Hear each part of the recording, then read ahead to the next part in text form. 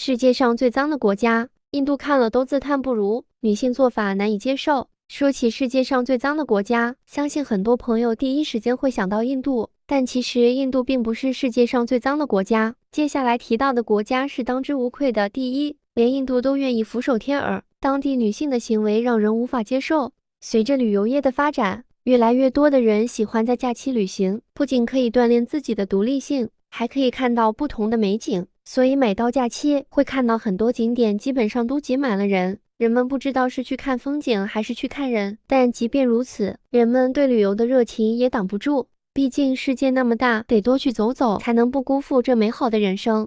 随着中国在世界上的地位越来越高，越来越多的人喜欢在假期出国旅游。毕竟因为地理和历史的差异，很多国家的文化都不一样，甚至生活习惯也大相径庭。每个国家都有自己独特的习俗，但也有自己的生活问题。今天要给大家介绍的这个国家，可以说是世界上最脏的国家，就连印度都为在大街上随意解决生理问题感到惋惜。与印度相比，该国经济更加落后，基础设施更加匮乏。印度的火车现在好多了，而孟加拉国还是很拥挤，好像太危险了。然而，他们对此无能为力。作为人口最多的国家之一，经济极其落后，他们没有精力解决健康问题。到了这里，会发现找不到一个干净的地方，到处都是垃圾和臭水沟。当地人早已习以为常，不管是男人还是女人，在大街上都可以自由释放自己的天性。如果男人可以忍受，那么女生也可以吗？真的无法接受。值得一提的是，虽然当地实行一夫一妻制，但他们允许人们娶多个妻子，这导致当地人口不断增长，人口密度越来越大。但是这种快速的增长速度，没有优质的教育，导致国家越来越乱，发展堪忧。想知道朋友们是如何看待孟加拉国的这种文化和习俗的？你曾经来过这里吗？作为1971年成立的南亚国家，孟加拉国土面积147570平方公里，略小于常住人口4200多万的中国辽宁省，但其人口高达1.6亿，比中国人口最多的省份广东省多4000万。与中国和印度这两个世界上人口最多的国家相比，孟加拉国的人口密度是中国的近9倍，印度的近3倍。可以不用考虑它的粮食压力，但是不要看孟加拉国至今的穷粮，但这个受困于粮食安全的国家，确实创造了一个奇迹。建国后半个多世纪，粮食自给自足。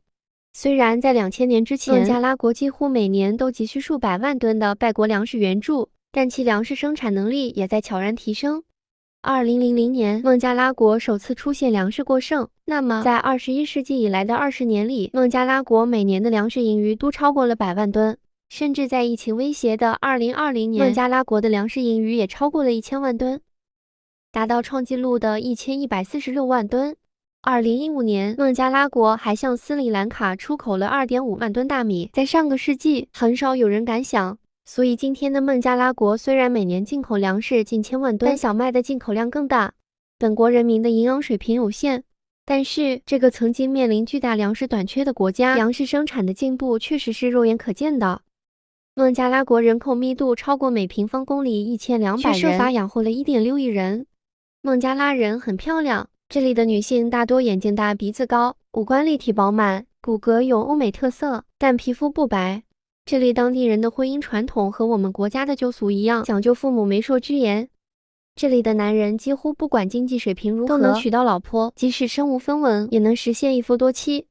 孟加拉国的贫富差距很大，穷人居住的环境很脏，他们住的房子是用捡来的木板等东西简单搭建的，甚至连厕所都没有，整条街都弥漫着难闻的气味。孟加拉国街头最常见的交通工具是人力三轮车，稀有的汽车已经到了报废的程度，三轮车已经成为人们出行的首选，价格也是最便宜的。事实上，环境发展和经济发展都很重要，毕竟长期生活在肮脏的环境中对人的健康非常不利，会让人患上很多疾病。没有好的身体怎么谈发展？所以要想发展好，首先要净化环境。毕竟，如果一个国家脏到连外国人都不愿意踏进去，那就真的没有发展旅游业的机会了。不知道朋友们怎么看待孟加拉这个世界上最脏的国家？欢迎在下方留下评论，发表你的看法。